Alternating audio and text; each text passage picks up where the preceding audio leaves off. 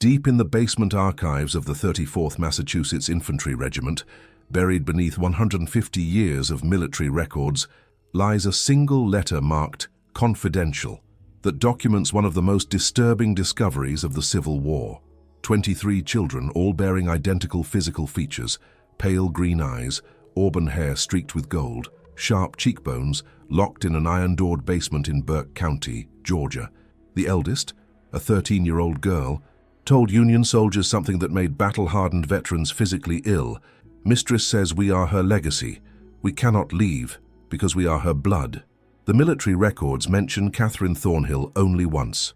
Local histories of Burke County omit her plantation entirely, as if Thornhill Estate and its mistress never existed. But they did exist, and between 1847 and 1864, Katherine Thornhill built something that represents one of the darkest experiments in American history, a systematic breeding program designed to create generations of enslaved people who could never escape because they were genetically tied to their owner. She accomplished this through a method so calculated, so methodical, that when the truth finally emerged, even hardened abolitionists struggled to believe it was real. This is the story of how a 28-year-old widow, facing financial ruin and social disgrace, decided to treat human beings as livestock, how she bred children with enslaved men, then forced those same sons to breed with enslaved women to create a second generation, how she kept meticulous records of bloodlines, fertility cycles, and genetic traits like a farmer breeding cattle, and how the people she tormented ultimately erased her from history in the most brutal way possible. Before we dive into how Katherine Thornhill conceived this nightmare and got away with it for 17 years, I need you to do something. If this story is already making your skin crawl, hit that subscribe button right now. This channel exposes the suppressed chapters of history, the atrocities buried in courthouse basements, the crimes hidden in military archives, the truths they don't want you to know. And drop your location in the comments. I want to know where you're watching from. Are you near Burke County, Georgia? Does your community have buried secrets like this? Let's find out together. Now let's go back to February 1847, when a calculated woman buried her husband in frozen ground and began planning something that would haunt Georgia for generations. The winter Katherine Danforth Thornhill buried her husband was the coldest Burke County Georgia had seen in 20 years. Thornhill Estate sat on 1,700 acres of exhausted red clay soil, 7 miles southwest of Waynesboro. In 1847, this was cotton country, though not prosperous cotton country. The soil here had been worked to death by decades of single-crop farming. Plantations that had flourished in the 1820s were dying by the 1840s, crushed between falling cotton prices and rising costs. The Mexican War had drained away laborers. Talk of territorial expansion was tearing communities apart along bitter lines. Thornhill Estate had once been successful. Katherine's late husband, Jonathan Thornhill, had inherited it from his father in 1838 with 42 enslaved workers, adequate equipment and manageable debt. But Jonathan had been a catastrophically poor manager and an enthusiastic gambler. By the time winter fever killed him in February 1847, the estate was mortgaged beyond hope. The fields produced barely enough to feed the workers. Creditors were circling like buzzards over a dying animal. Katherine was 28 when she became a widow. She had married Jonathan at 19 in a strategic match arranged by her father, Theodore Danforth, a prominent Augusta merchant. The Danforths were old Georgia money, descended from settlers who'd arrived in the 1730s. Katherine had been educated by private tutors, spoke passable French, and had been raised with expectations of managing a substantial household. What she had not expected was to inherit a failing plantation with crushing debts and a 16-year-old stepson who looked at her with something approaching hatred. Richard Thornhill was Jonathan's son from his first marriage. His mother had died giving birth to him in 1831. Jonathan had remarried 5 years later. Richard had never warmed to Katherine, viewing her as an interloper who had replaced his real mother. He was a sullen, bookish boy who spent most of his time in the estate's small library, avoiding both his stepmother and the practical work of running a plantation. Katherine found him weak, impractical, and entirely too sentimental about the enslaved workers. He had once suggested they should be taught to read, an idea so dangerous that Katherine had forbidden him from speaking of it again. The plantation itself reflected its declining fortunes. The main house was a two-story structure of whitewashed brick with 6 columns across the front portico, built in 1805 in the Federal style. Paint peeled from window frames.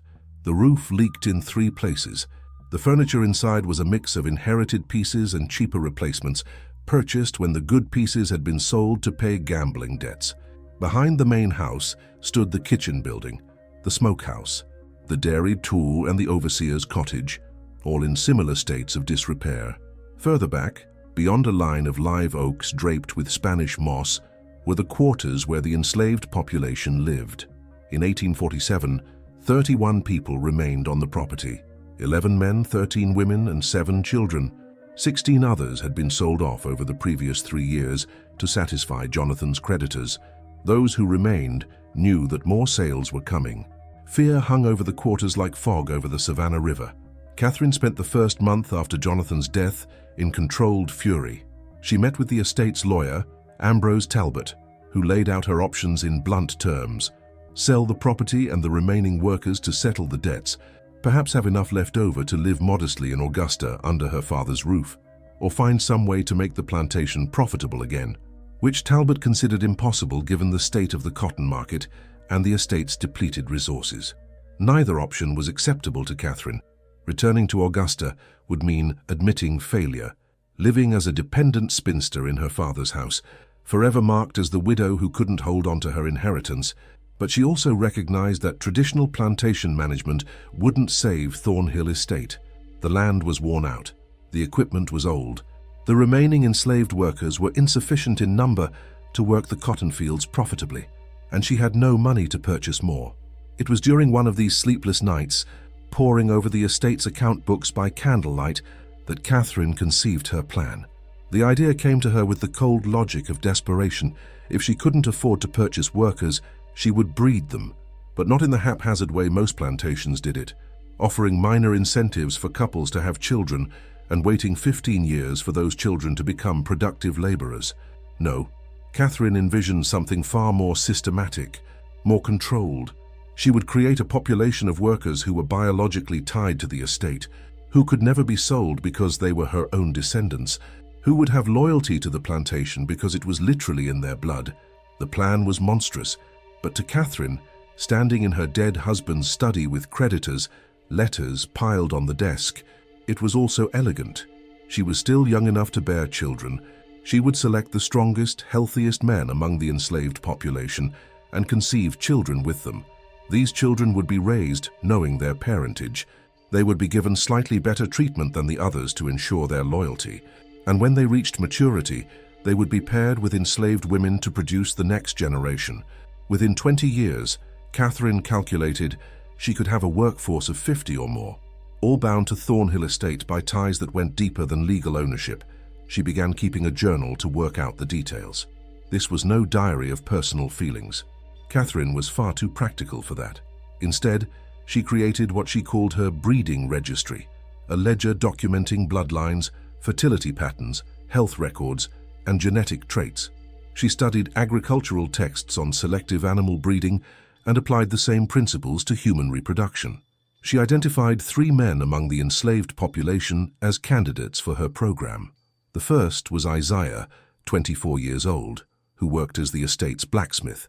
He was over 6 feet tall, powerfully built, with remarkable endurance. The second was Samuel, 22 years, who managed the stables and had a reputation for being intelligent despite having no formal education. The third was Marcus, 26, who worked in the fields but had distinctive features Katherine found aesthetically appealing, those pale green eyes that would mark all her offspring. Katherine's selection criteria were coldly practical. She wanted strength, intelligence, and distinctive physical traits that would mark her children as different from the general enslaved population. She wanted children who would stand out, who would be recognizable as her biological descendants. In April 1847, Katherine called Isaiah to the main house after dark. What happened in that room was rape. There is no other word for it. Katherine held absolute power over Isaiah's life. He had no ability to refuse, no right to resist. The encounter was transactional and brutal. Katherine recorded it in her journal with clinical detachment. First breeding attempt with subject I. procedure completed as planned. Over the following months, Katherine rotated between her 3 selected men. She tracked her fertility cycles with the precision of a scientist conducting an experiment. When she became pregnant in July 1847, she noted in her journal, "Conception achieved.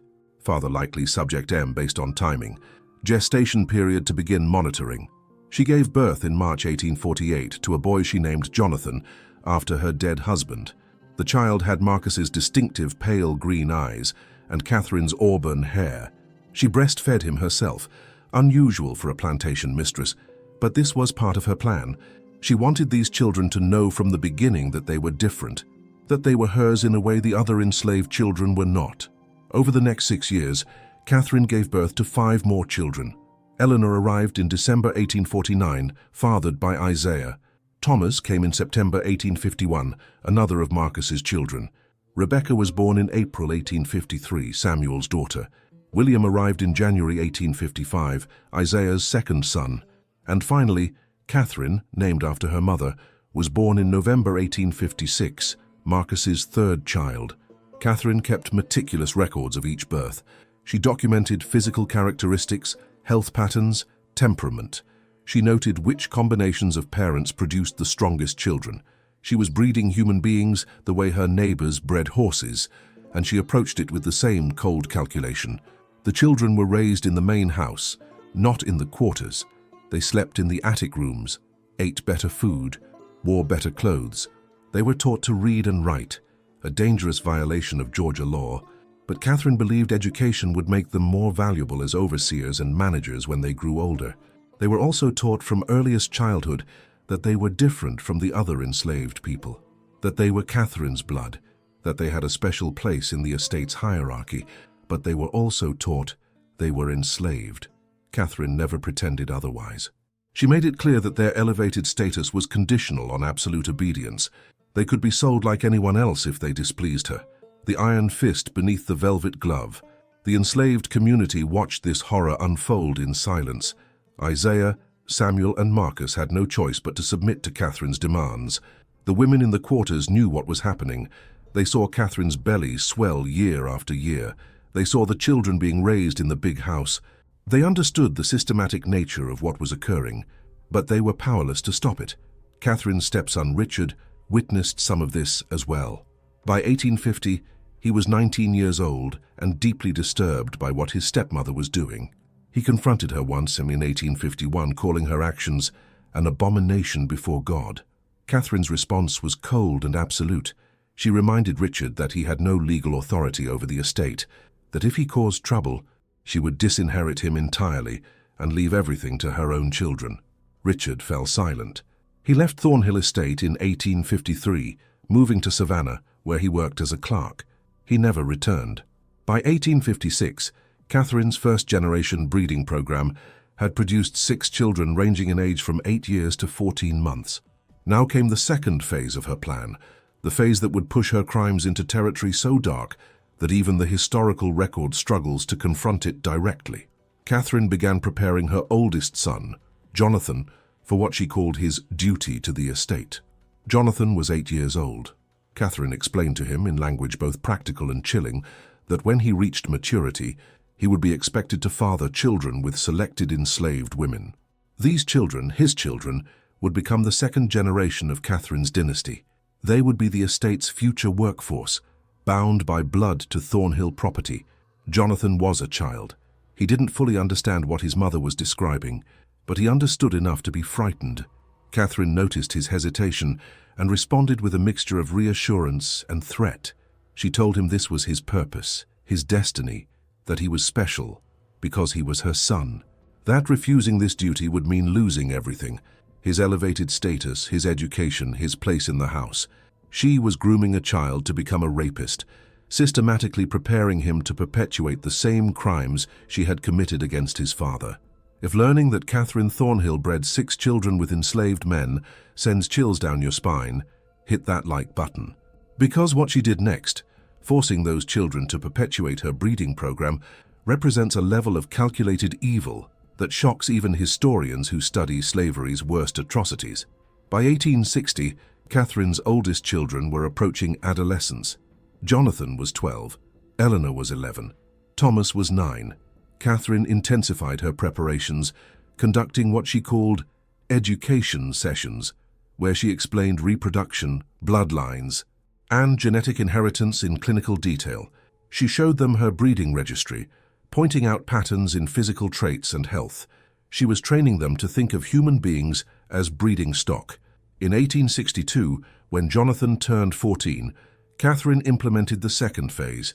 She selected a woman named Hope from the quarters, 22 years old, healthy, strong. Katherine brought Hope to the main house and explained what was expected. Hope had no choice, no right to refuse. She was property. Her body was not her own. What Katherine forced to happen between 14-year-old Jonathan and Hope was rape. It was child abuse. It was systematic exploitation, elevated to a level of cruelty that defies adequate description. And Katherine documented it all in her journal, with the same clinical detachment she'd used for her own pregnancies. First breeding cycle for subject J1 initiated with subject H. Monitoring for conception. Hope became pregnant. She gave birth in 1863 to a girl with Jonathan's auburn hair and Katherine's pale green eyes. Katherine named the child Grace and moved her into the big house attic with the other special children. Grace was Katherine's granddaughter, conceived through systematic rape orchestrated by her grandmother. The genetic dynasty Katherine had envisioned was becoming reality. Over the following year, Katherine forced similar arrangements with her other older children. Eleanor, at 13, was made to understand she would soon be paired with selected enslaved men to produce the next generation. Thomas, at 11, was being groomed for the same purpose. But Katherine made a critical error in her systematic evil.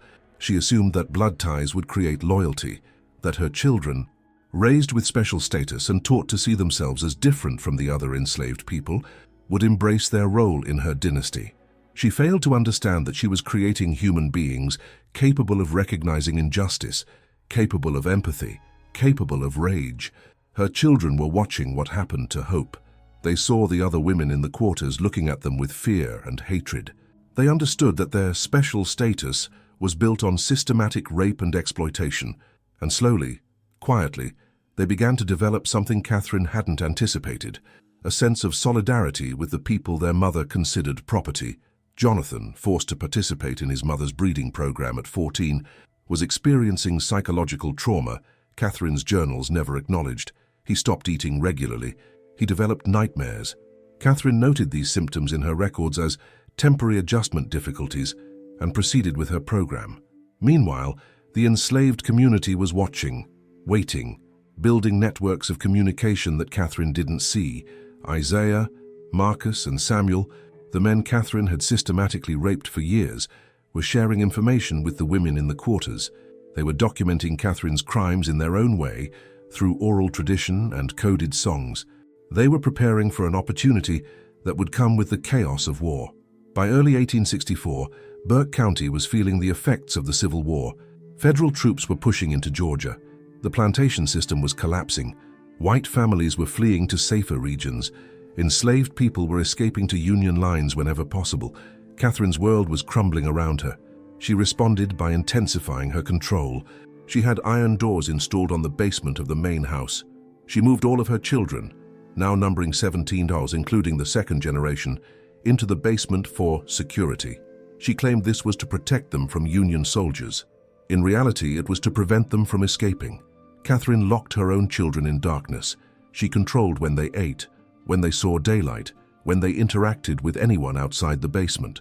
She was trying to maintain her breeding program, even as the system that enabled it collapsed around her. The people Katherine had enslaved and brutalized for 17 years were watching. They saw her desperation. They understood that the social structures protecting her were dissolving. And in March 1864, they acted. The historical record becomes deliberately vague about what happened to Katherine Thornhill. No official death certificate exists. No burial record in any Burke County cemetery, but multiple sources, oral histories, later testimony, coded references in Union military documents, point to the same conclusion.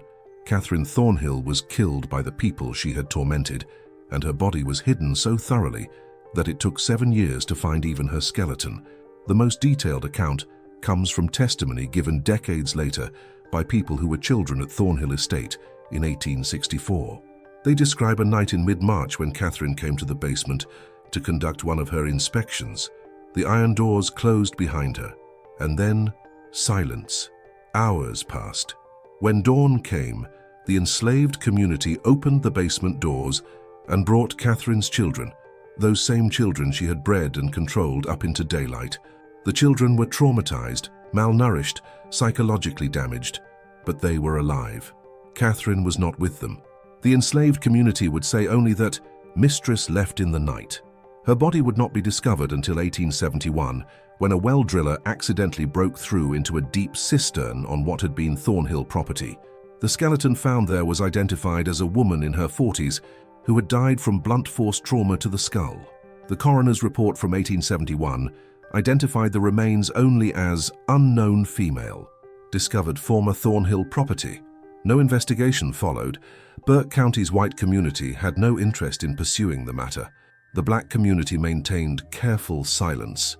Justice, of a kind, had been done. In the immediate aftermath of Katherine's disappearance in March 1864, the enslaved community faced a critical decision. Federal troops had not yet reached Burke County. If they simply left Thornhill Estate, the children locked in that basement might starve before help arrived, but staying risked discovery and punishment for whatever had happened to Katherine. They chose to stay, carefully maintaining the appearance that the plantation was still functioning normally. When Union soldiers from the 34th Massachusetts Infantry finally arrived in April 1864, they found a strange situation, an apparently operating plantation with no white overseer or owner present, and 23 children locked in a basement. Captain Samuel Reynolds, who commanded the unit, later wrote in a confidential letter about what his men discovered. The children all bore distinctive physical features: pale green eyes, auburn hair. The eldest girl, age 13, stated that mistress had told them they were her legacy, that they could not leave because they were her blood. Upon questioning the enslaved persons present, we learned of a systematic breeding program conducted by the property's owner, one Katherine Thornhill, who had disappeared weeks earlier. Reynolds's letter continues, "The details related to us were so grotesque that several of my men became physically ill.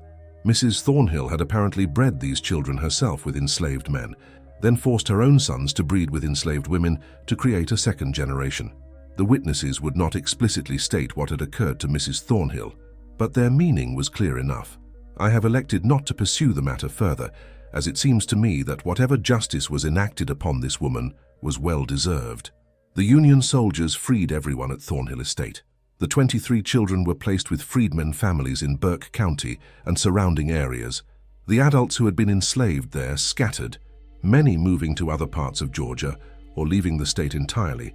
They took Katherine's breeding registry with them and burned it. They destroyed every document that might reveal the full details of what had happened.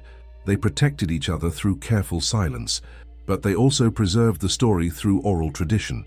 In kitchens and churches, in coded language that protected those who had been present that night in March 1864, the account was passed down. The black community in Burke County knew what had happened to Katherine Thornhill. They knew justice had been done, and they made a collective decision to let her be erased from history as thoroughly as she had tried to erase their humanity. Over the following decades, fragments of information emerged. In 1889, a man on his deathbed in Alabama confessed to a minister that he had helped murder his former mistress in Georgia during the war. He provided no name, no details. But the minister noted the confession. In 1902, a woman in Savannah, Hope's granddaughter, wrote a brief memoir mentioning the night the devil mistress disappeared and nobody mourned her. The most damning evidence came to light in 1923, when a historian discovered Captain Reynolds's letter in Burke County courthouse basement. A graduate student found it again in 1954 while researching Reconstruction. She tried to verify the story. Interviewing elderly Burke County residents who might remember family stories from that era, most claimed to know nothing. One woman, 93 years old, and the great-granddaughter of one of the enslaved people at Thornhill Estate, said only, "Some things happened that needed to happen. Some people did things that needed doing, and that's all that needs to be said about it." The children Katherine had bred and imprisoned faced lifetimes of trauma. Union military records mention that several of the older children, Jonathan, Eleanor, Thomas, refused to use the name Thornhill after liberation. They took the surnames of the freedmen families who took them in. They rarely spoke about their mother or about what had happened to them in that basement. Pause for a moment and tell me in the comments, at what point did Katherine's children stop being victims and start being complicit? Jonathan was 14 when forced to father a child. Eleanor was 13 when groomed for the same purpose. When does systematic abuse absolve someone of responsibility for perpetuating that abuse? This is one of the most difficult moral questions Katherine's crimes raise. Hope, the woman forced to bear Jonathan's child at 22, lived until 1891. She settled in Augusta and worked as a laundress. She raised Grace, that child conceived through Katherine's breeding program, to understand what had been done to them, but also to move forward with dignity. Grace grew up, married, had children of her own. She broke the cycle Katherine had tried to create. Marcus, one of the men Katherine had systematically raped, lived until 1879. He settled in Savannah after the war and worked as a carpenter. According to family stories passed down through generations, he never spoke about Thornhill Estate except once, in his final weeks of life, when he told his daughter, "Your grandmother was not human. She had the face of a woman, but the soul of something darker. And the night she disappeared, God looked away." Isaiah disappeared from historical records after 1865. Some family stories suggest he went north, possibly to Pennsylvania or Ohio. Samuel died in 1867, apparently from injuries sustained during the war. These men carried the trauma of Katherine's crimes to their graves, and the historical record gives them no voice to describe what they endured. The 17 children Katherine bred, 6 in the first generation, 11 in the second, scattered across Georgia and beyond. Some changed their names, some moved to other states. Some tried to hide the distinctive physical features Katherine had bred into them, those pale green eyes and auburn hair that marked them as products of her breeding program, which means there are almost certainly people alive today who carry Katherine Thornhill's genetic legacy without knowing it.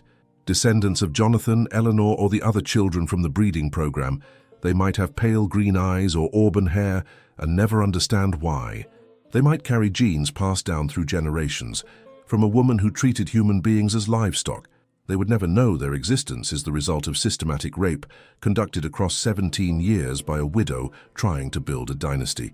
If this story proves how easily evil can operate when we give one group absolute power over another, share it with someone who needs to understand that systematic oppression always leaves genetic scars that last for generations.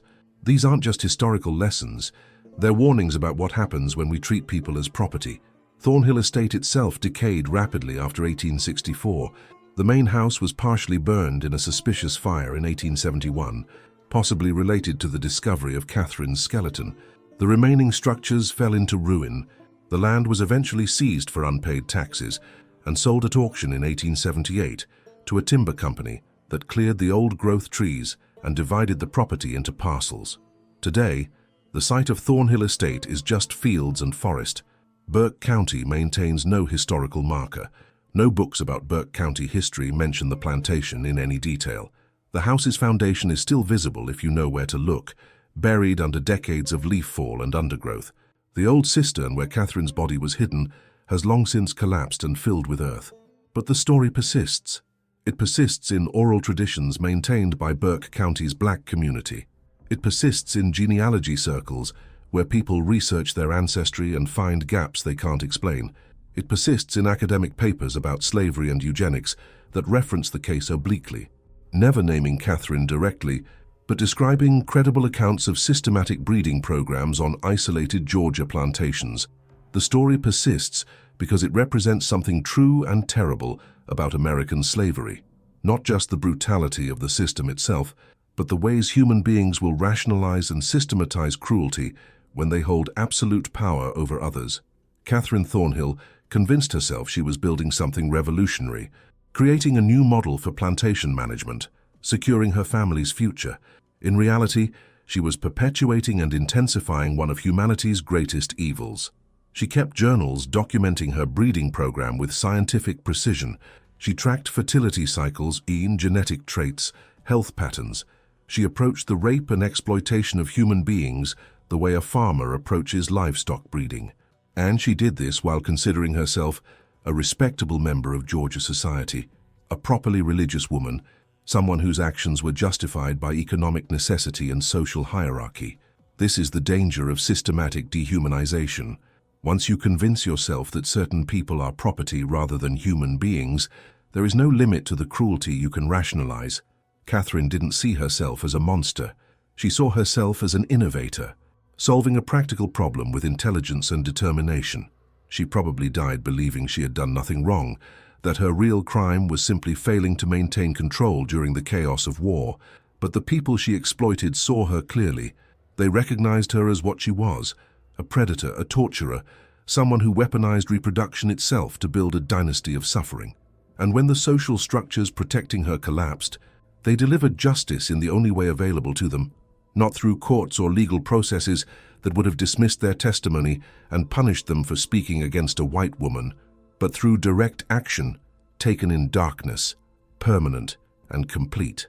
The final mystery of Katherine Thornhill concerns her stepson Richard. He had left Thornhill Estate in 1853, disturbed by what he witnessed but unwilling to risk confrontation with Katherine. He worked as a clerk in Savannah throughout the war. In 1866, he traveled back to Burke County to visit the site of the plantation. Local stories say he stood at the ruins of the main house for hours, weeping. Richard never married. He never had children. He died in Savannah in 1892 at age 61. His obituary describes him as a quiet man who kept his own counsel. Among his papers, found after his death, was a sealed letter addressed "To whom it may concern." The letter was destroyed unread by the executor of his estate. We will never know what Richard Thornhill wanted to say about his stepmother's crimes, or about his own failure to stop them. The enslaved community at Thornhill Estate showed remarkable courage in how they handled Katherine's breeding program. They protected each other through silence when necessary. They preserved the truth through oral tradition when safe to do so. They ensured that the children born into Katherine's system were loved and cared for, despite the horror of their conception.